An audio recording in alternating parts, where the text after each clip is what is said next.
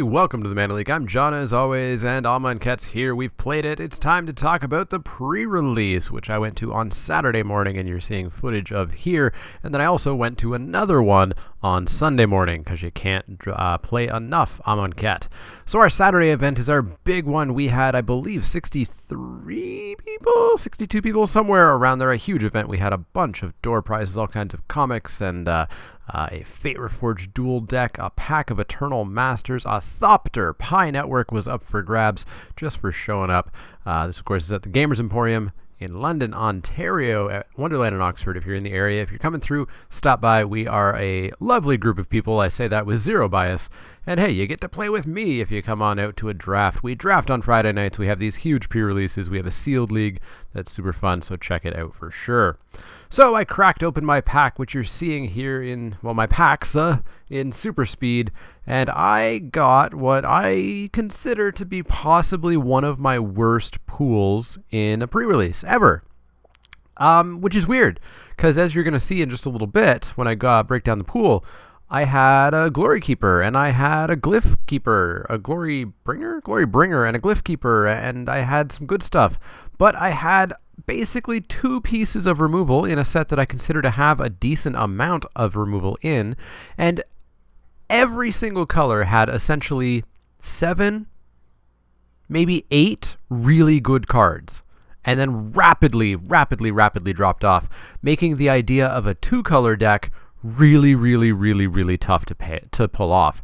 My only fixing was an Evolving Wilds and a Painted Bluffs. So let's take a look at the pool a little bit more in depth as I've laid out some things here. So up first is the white portion of my pool, and I've got a Vizier of Deferment, which I was very happy to see, a Retkrot Spearmaster, which is fine, a Dusk to Dawn, which is decent, a Tawkrop Elite, which is fine, a Gustwalker, which is really good for a common, rather. It should be an uncommon. And then we drop off. We've got a pair of Anointer Priests, which are only good if I have a whole bunch of Embalm, really, or token production, a Mighty Leap, an Impeccable Timing, a Renewed Faith, all kind of, you know, you'd play them if you had to. Those Who Serve, Sacred Cat, Sparring Mummy, and of course, an Approach of the Second Sun as one of my other rares.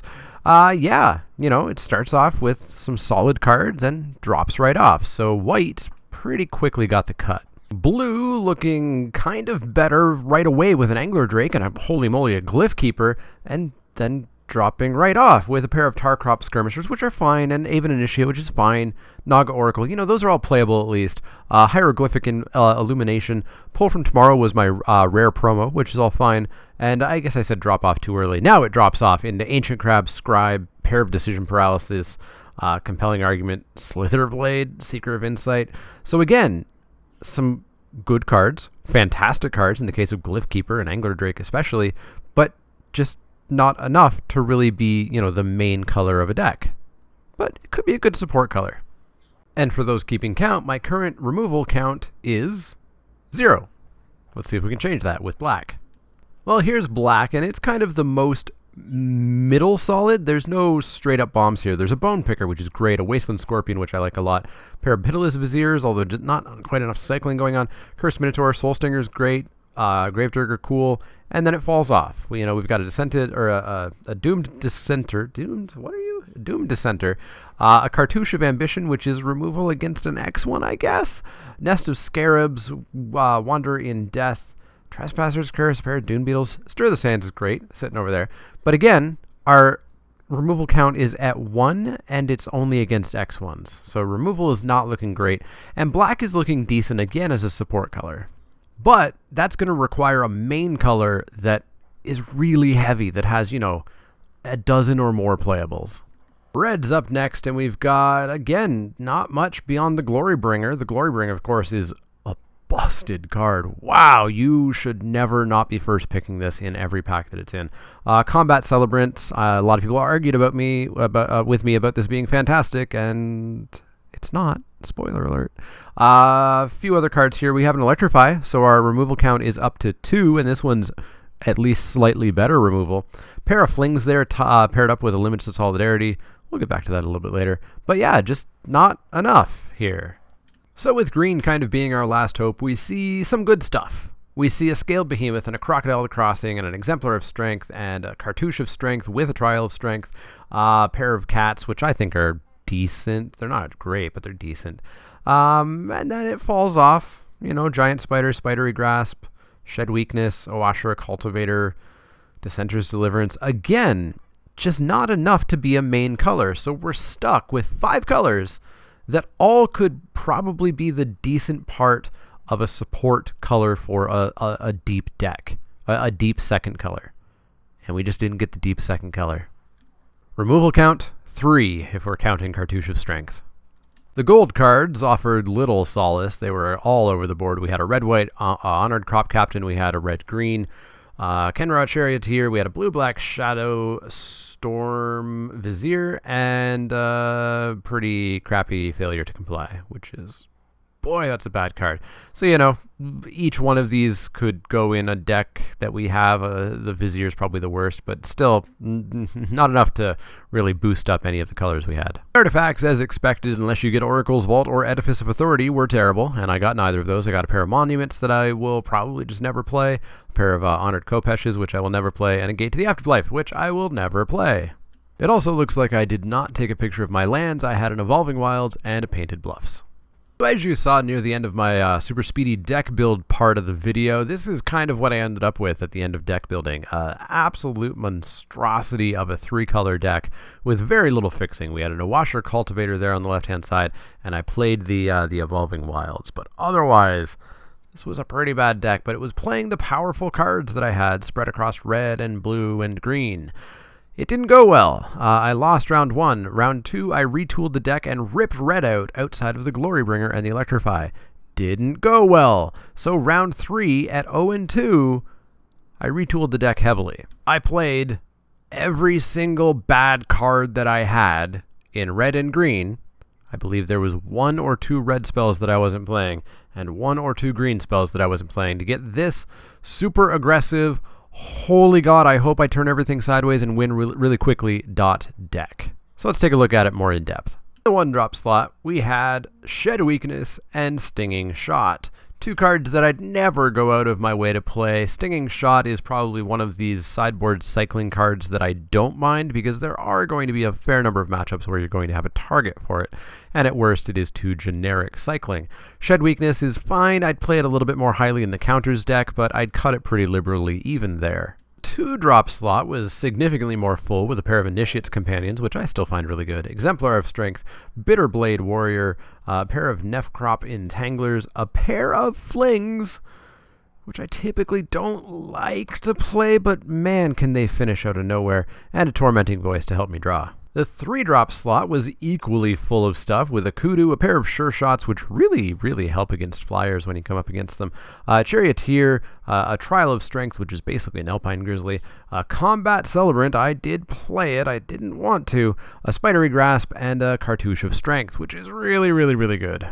Because my plan was to go hyper aggro, we rapidly drop off from here. We've got a Crocodile of the Crossing, which is excruciatingly aggressive, an Electrify, my only other real piece of removal, and Limits of Solidarity for the combo win. Pull that and fling it at their face. Super fun. I did that. It was fun. The 5-drop slot was Glorybringer, which essentially was if I drew it, I won, and if I didn't, I lost, which is how it will be. Boy, this card's gonna suck to play against in this format. It is so ridiculously good. Do not ever pass this card in a draft. And then finally we had Greater Sandworm, which really shouldn't be in the 7-drop slot because I never cast it. It was a 2-mana draw spell. It wasn't good, but hey, I had to play basically every single card that I had in these 2 colors to get this deck. So that's the deck that we ended up with for the rest of the tournament. So you know that I already went 0-2 in my first 2 matches. I was ready to go 0-3 drop, and I was planning to stick around for a little bit, continue judging, and then go home. But I won my 3rd round. I beat a Liliana. I also lost a game that round, drawing 13 of my 16 lands. So that was fun. But yeah, I won that match, and then I went on to win the next 4. And very honestly, it was draw Glorybringer and win, or not and lose. Some standouts from the deck. Combat Celebrant wasn't good. There was one turn that I did attack for 17. And there was one turn where, had I hit a land, I would have attacked for 27 on turn 5. But those are extraordinarily out of the realm of usual possibilities, it died frequently. It was an immediate target for really, really, really cheap removal.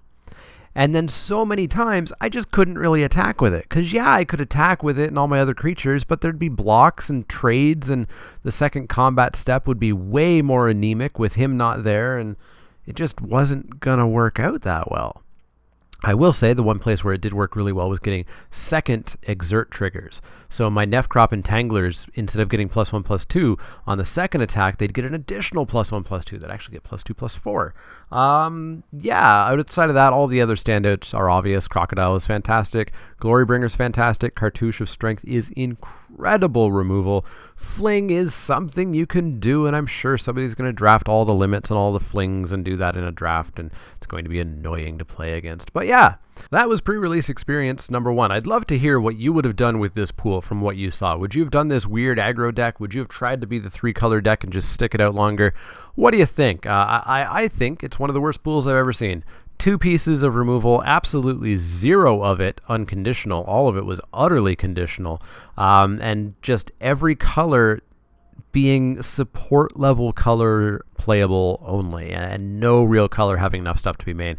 Anyways, let me know what you think of that, but we're going to move on to the next pre-release. So the Sunday pre-releases are a whole lot smaller. We drop all the way down from 64 to 16 people because we have it in our actual store location, which is much smaller. And we do 2, so we do back-to-back 16-person sealed events. They're a little bit more casual, and I like them a little bit more than the big ones. The big ones are great. They're super fun to go to. Boy, could I not do more than 4 of those a year. The little ones, much nicer. So I opened up my pool, and let's take a look at what we got. In the white, I saw some pretty decent stuff. Gustwalker is very nice, so Ketra's Attendant is fantastic. Gideon's Intervention I still think is garbage. It's like a worse Captured by the Consulate. It's not good removal, people. I got a pair of Unwavering Initiate. Boy, have I come up on those. 5 is not as much as I expected for Embalm. Sparring Mummy is fine. A pair of Tar Crop Elite, which are great. And then we fall off a little tiny bit. We have the Compulsory Rest in the removal category. Less good removal with Impeccable Timing. Supply Caravans, meh, and some just garbage with Forsake the Worthy and Renewed Faith. That's what that card says. So yeah, my white's decent. I'm fine with it. It's not exciting. It's not pulling me into it. In blue, I opened a Mythic. It was Kefnet the Mindful, which I'm not excited for. I just don't think you can turn him on reliably in Limited. I'd still play it as an enchantment that lets me sink mana into it later in the game, but it's not great. Cartouche of Knowledge is pretty darn good, though. We got a quartet of counterspells. Only 2 of them are good. The Essence Scatters, the Censor and Cancel, much less good. A pair of Aven Initiates. I still think that 7 is a lot to ask for Embalm. They're still totally playable just because of their front side, and their back side's just gravy. Pair of Illusionary Wrappings is very nice to see for removal, but then not much else going on here. Heckma Sentinels, Ancient Crab, Sacred Excavation, River Serpent. This is really a support color at absolute best. Black had 3 of my pool's rares. Unfortunately, one of them was Shadow of the Grave, which I didn't even remember was a rare until I took this picture. Man, that card sucks. But the rest of the pool, Blighted Bat, Festering Mummy, totally decent. Stir the Sands is good. And then the wombo combo of Liliana's Mastery and Lord of the Accursed. So that was pulling me right towards black. We had a Horror of the Broken Lands and a Trial of Ambition and Splendid Agony to round out the playables. A pair of Unburdens if I had to, a Wander in Death if I had to, a Dune Beetle if I had to. But man, zombies are looking good. And I do have a decent amount of white Embalm. Red was basically immediately out of the running. Limits of Solidarity, Desert Ceradon being possibly the best card here, some utter garbage with by force a pair of Violent Impacts, a Cartouche of Zeal, a bunch of just boring combat tricks with Pursue Glory and Brute Strength, Hyena Pack, just utter garbage. Red was basically cut the second I saw it. Manticore is fine, but not enough. Green was a very similar story, but it did have some good stuff with a Scaled Behemoth, a Naga Vitalist, and an Exemplar of Strength. Hooded Brawler's fine as well. But then it fell off a little bit. Greater Sandworm, man, that thing is just so hard to cast. I had ramp for it, I guess, with the Vitalist, but man, you cycle that so much. Gift of Paradise, Fog, Pouncing Cheetah, very little green, period, and not nearly enough green to really go into it. The gold further cemented my decision to go into black-white with a Wayward Servant and a Start to Finish, both super playable, the Servant, especially if I'm going heavy zombies. Honored Crop Captain was not enough to save red. Merciless Javenier was not enough to save red, although I sort of tried a little bit. Cut was not really enough to save red, but we'll talk about that in a second. Shadow Storm Vizier, no way am I going into blue-black for that, and Reduced to Rubble, no way. So really happy about the black-white here, the rest kind of falls off. The artifacts, thankfully, were very minimal. Only 2 of them as opposed to the, 5 I think I had yesterday? And they're both garbage, as every artifact in the set is, if it's not the Edifice or maybe the White Monument. So, nothing to talk about here. But wait, I'm still missing 2 of my rares. Let's take a look at the land. In the lands were my rare Fetid Pools and my promo Irrigated Farmland, along with an Evolving Wilds and a quartet of garbage deserts. And hey, look at that! Black cycling land, white cycling land in the colors that I want to play, and blue, so I could definitely splash blue, and Evolving Wilds would help that out as well. But did I do it? Sure did, and splashed a 4th color with red, because Cut to Ribbons is that amazing. Let's take a look at this deck a little bit more in depth. In the 1-drop slot, we had Festering Mummy and Sacred Cat, both cards that I would begrudgingly play, or play as my 23rd card, but I wouldn't be going out of my way to play them. But man, when they're 3/3s, pretty darn good. 2-drop slot was stacked with a Gustwalker and Wayward Servant, 2 very good 2-drops, and then a whole bunch of removal and other various things. Impeccable Timing is not great, but it certainly gets its creature now and then. Trial of Ambition, ditto. A Cartouche of Knowledge I was splashing for because, frankly, it's that good. And I was absolutely short, like 3 or 4 playable cards, so it had to go in. Compulsory Rest is fine. Yeah, your opponent gets 2 life. I don't care. I still got rid of their bomb.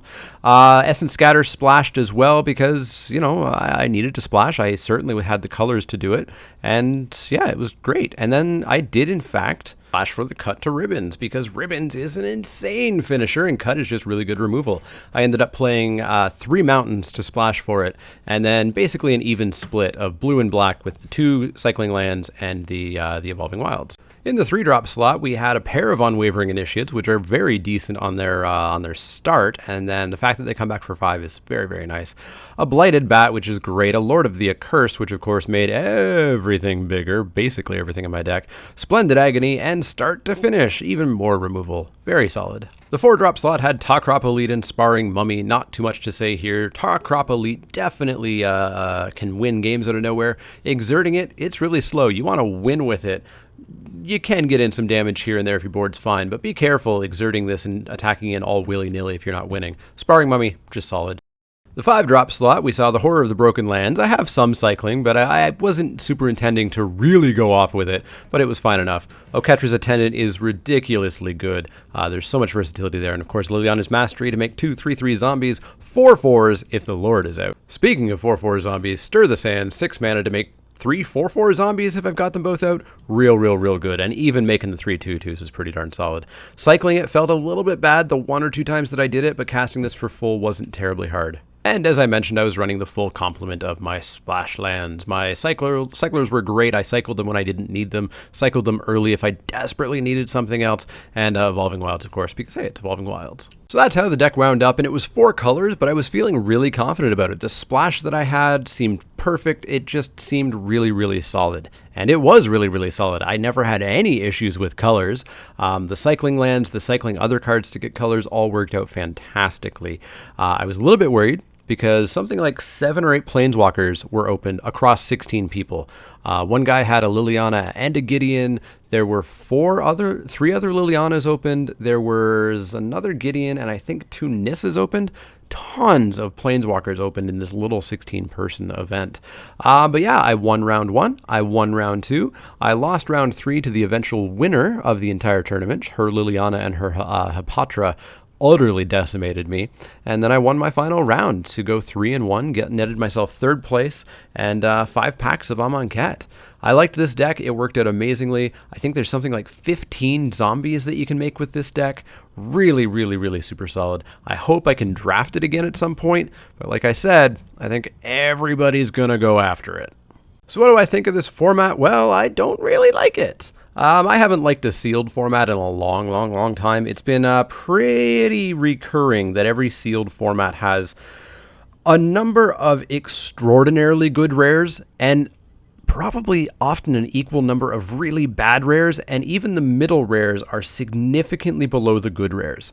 And so the larger the tournament, the more and more and more swingy the format feels in sealed. It's felt that way for quite a while. I think maybe cons is the last time that I think everything kind of felt decent in sealed. That being said, in draft, I am massively excited for this format. I think you'll be able to get your removal. I think there's more than enough of it in a draft. You'll be able to get your synergies. Yeah, super excited for the draft. The sealed, even though I went 7-3 this weekend, I felt really bad with my losses, and I'm sure my opponents felt really bad with my losses.